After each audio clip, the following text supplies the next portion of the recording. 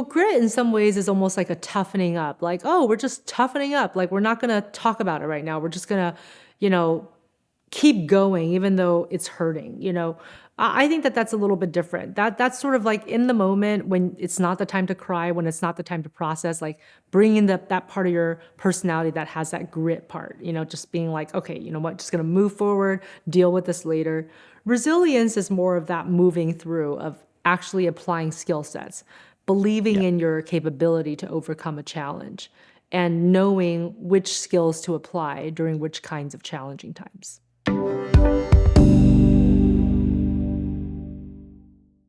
Dr. Judy, can you discuss the difference between grit and resilience? I think, everybody might discuss this differently. I see resilience as a type of skill set that you can build. Anybody can Hmm. build resilience, which is adaptability and flexibility in response to life's challenges.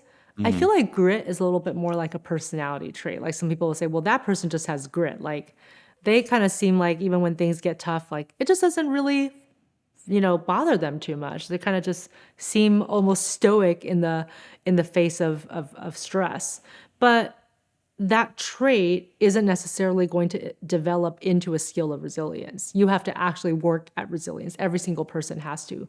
No one's born with resilience. We only learn resilience after experiencing challenging times and then knowing that we can come across on the other side a better person.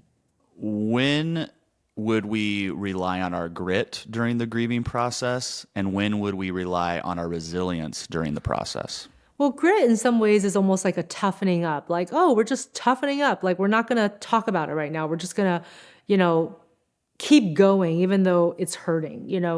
I think that that's a little bit different. That's sort of like in the moment when it's not the time to cry, when it's not the time to process, like bringing that part of your personality that has that grit part, just being like, okay, you know what, just going to move forward, deal with this later. Resilience is more of that moving through, of actually applying skill sets, believing Yeah. in your capability to overcome a challenge, and knowing which skills to apply during which kinds of challenging times. Two things people will say when you're grieving is, well, remember, you're strong and you will get through this. And I believe in both of those things. Those are true. I'm looking at you, viewer. You are strong and you will get through this. But Dr. Judy, they don't feel like that all the time. Right. Right. Sometimes they feel weak and like they're not going to get through this. How can we begin to know and feel like I'm strong and I'm going to get through this? I think that's when you have to rely on the collective existence of all humans who have come before you. Like, Oh, is that all we have to do? that's all we have to do. We Yeah, just just rely on the tap into collective existence. just tap into the collective wisdom of all humankind. No, but I think this goes to understanding that because grief is so universal, obviously everyone's experience is unique, but what is universal is that every single person on this earth has lost someone or someones in their lifetime, and it's just something that keeps happening because that is the sadness and the beauty of being a human being, is that we all die. So, Yeah. you know, every single person has been through grief and loss, and every person has made it through that process. Yeah. So while that doesn't help you in your unique situation of how am I going to make it through today or this moment, it can be comforting to think about, but so many billions and billions of people have been through this, Yeah. and they still do emerge on the other side, and they still can be a whole person. So even if I'm not feeling strong now, maybe I just need to think about the collective strength of the human existence.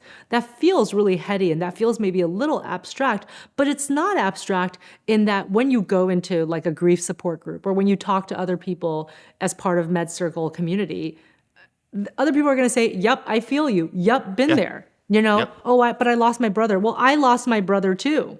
You Yeah. know, Right. there's somebody who has some semblance of a similar experience to you.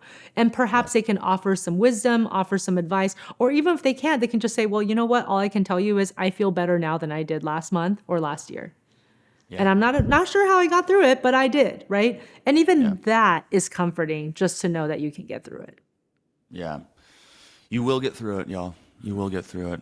Dr. Judy, I would love for you to take us through 2 to 3 techniques on how we can build resilience, especially during this time of loss. I'll let you take it away here.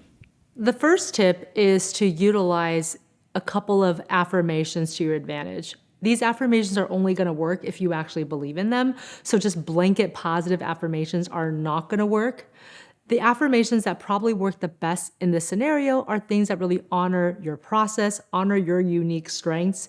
So write down a couple of positive statements that really appreciate some of the things that you know you do best, especially when you're experiencing challenging times. So in the past, when you've been through a major stress, what's something that you really appreciated about yourself? And being able to say that to yourself, post this saying somewhere you can see it. Write it down on a Post-it, put it on your mirror, tuck it in your purse or your bag or your wallet, and just keep it with you and read it a few times during that day. And just remind yourself, this is a quality that has allowed me to get through other challenges in my life. And it is a quality that I can still tap into today. The second piece of resilience building is really leaning into your community supports. You can't do everything alone, and sometimes talking to other people is going to really help you brainstorm ways to address whatever specific challenge you're going through today. So get with those 1 or 2 trusted individuals in your inner circle, say, this is what I'm dealing with, and brainstorm with them. Brainstorm ways to problem solve your issue today. The third form of resilience building is just to practice tips every day for your own emotion regulation and distress tolerance. We've gone through a number of these in this series so far. We're going to go through more, but pick your top 3 to 5. And every day make a commitment to practice one of those each day.